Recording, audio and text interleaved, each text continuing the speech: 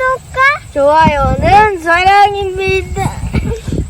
여러분 반갑습니다. 서목사의 말씀 창고의 서목사입니다.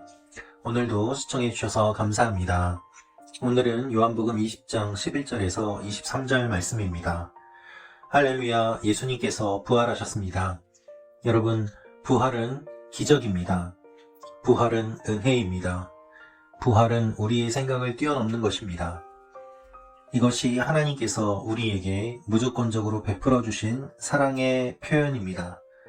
오늘 하나님께서 우리에게 주신 말씀을 통하여서 우리에게 주시는 하나님의 마음을 함께 묵상해 보기를 원합니다. 11절부터 말씀입니다. 그러나 마리아는 무덤 밖에 서서 울고 있었습니다. 마리아가 울다가 몸을 굽혀 무덤 안을 들여다보니 흰 옷을 입은 두 천사가 예수의 시신이 있던 자리에 앉아 있었는데, 한 천사는 머리맡에 또 다른 천사는 발치에 있었습니다. 여러분, 안식일이 끝났습니다. 그 잠혹하고 어두운 안식일이 끝나고 안식 후 첫날이 되었습니다. 예수님의 시신을 수습하기 위해서 여인들이 예수님의 무덤을 찾아왔습니다. 눈물로 찾아왔습니다. 애통하며 찾아왔습니다. 그런데 이 여인들이 무덤에 왔을 때 이 여인들은 더욱더 큰 슬픔을 맞이할 수밖에 없었습니다. 왜 그렇습니까? 무덤이 비었기 때문입니다.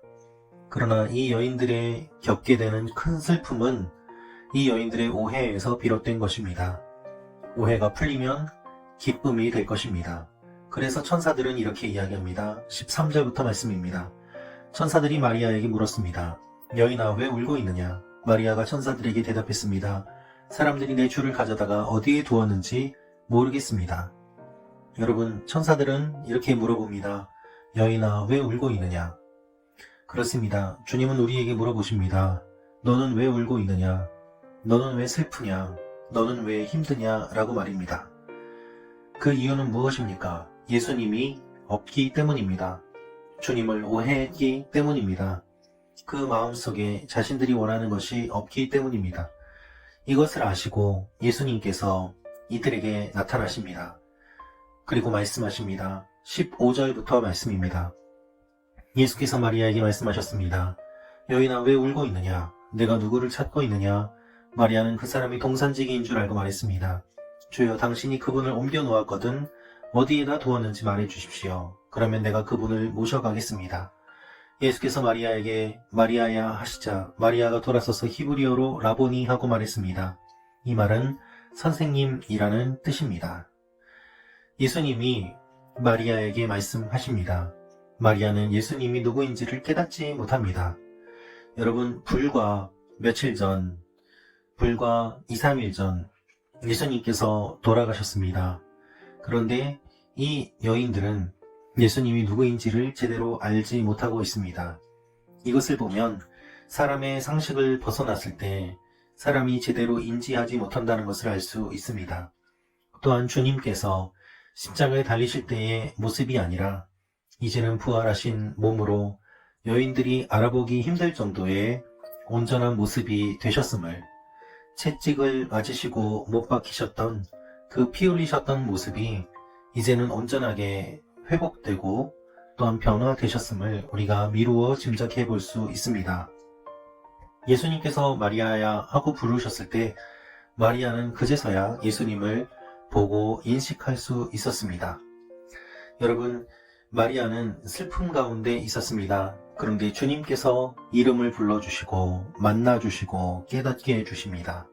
그러자 슬픔이 변하여 기쁨이 됩니다. 막달라 마리아는 제자들에게 가서 주님을 보았다고 이야기를 합니다.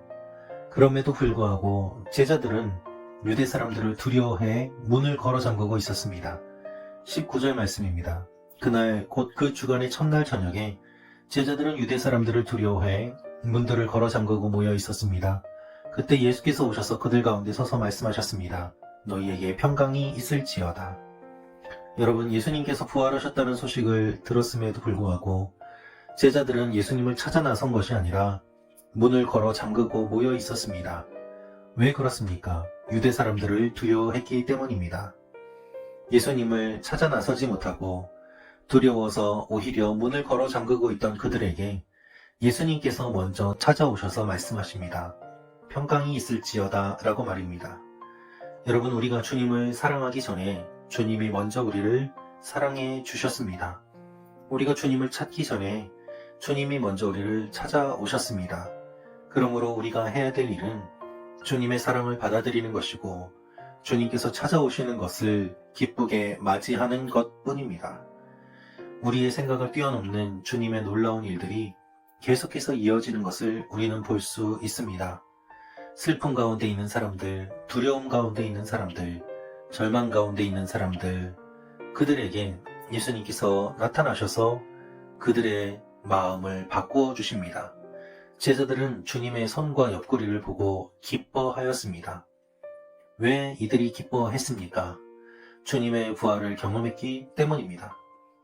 여러분, 아무리 슬픔 가운데 있는 사람이라고 하더라도 주님의 부활을 경험하면 기뻐하게 됩니다. 부활하신 주님을 만나면 기쁨을 누릴 수밖에 없습니다. 세상을 이기신 주님, 죽음을 이기신 주님, 그 주님을 만나는데 어떻게 기뻐하지 않을 수 있겠습니까? 예수님께서는 그럼에도 불구하고 두려워하는 이들을 기억하시고 평강을 선포하십니다. 그리고 성령을 부어주십니다. 예수님께서 이렇게 하십니다. 21절부터 23절 말씀입니다. 예수께서 제자들에게 다시 말씀하셨습니다. 너희에게 평강이 있을지어다. 아버지께서 나를 보내신 것처럼 나도 너희를 보낸다. 이 말씀을 하시고 나서 제자들을 향해 숨을 내쉬며 말씀하셨습니다. 성령을 받으라. 만일 너희가 누구의 죄든지 용서하면 그 죄는 사함받을 것이요 용서하지 않으면 그 죄는 그대로 있을 것이다. 예수님께서는 평강을 선포하십니다. 두려워하는 제자들에게 사명을 주십니다. 그것이 무엇입니까? 나도 너희를 보낸다 라는 것입니다. 이들을 홀로 보내지 않으시고 성령을 부어주셔서 성령님과 함께 동행하게 하십니다. 그리고 이들에게 권세를 주십니다. 그 권세는 바로 죄 사함의 권세입니다. 다른 사람을 용서하면 그 죄가 사함받을 것이다 라는 말씀입니다. 여러분, 우리는 부활하신 주님을 만나야 합니다. 그리고 주님을 받아들여야 됩니다. 주님의 사명을 기억해야 됩니다. 성령님과 동행해야 됩니다. 그리고 주님이 주신 권세를 누려야 됩니다. 그 권세가 용서의 권세입니다. 죄사함의 권세입니다. 여러분, 부활하신 주님을 만나십시오. 형식적인 신앙이 아니라 살아계신 주님을 만나십시오. 성령을 받으십시오. 습관적인 신앙생활이 아니라 성령에 이끌린 삶을 사십시오. 권세를 누리십시오. 세상의 권력이 아니라 주님이 주시는 죄사함과 용서의 권세를 누리십시오. 여러분이 용서하는 그 능력이 세상을 변화시키게 될 것입니다. 이것이 주님께서 부활하셔서 제자들을 찾아오신 목적입니다. 오늘 부활절, 주님께서 부활하신 그 사건을 바라보면서 우리는 무엇을 생각해야 되겠습니까? 주님께서 이루신 일, 우리에게 주신 권세, 우리에게 원하시는 것, 그것을 기억하며 부활하신 주님을 만난 부활의 증인으로서 살아가는 말씀 창고 가족 여러분 한 분 한 분이 되시기를 축원합니다. 여러분들을 통하여서 여러분의 가정이 변하고 세상이 변하기를 주님께서는 원하십니다. 그 일들을 이루어 가십니다. 주님께서 반드시 그렇게 하십니다. 기쁜 부활절, 주님의 놀라운 일들을 기대하며 선포합니다. 할렐루야, 주님을 찬양합니다. 기도하겠습니다. 아버지 하나님, 주님께서 부활하셨습니다. 죄악을 이기시고 죽음을 이기시고 부활하셨습니다.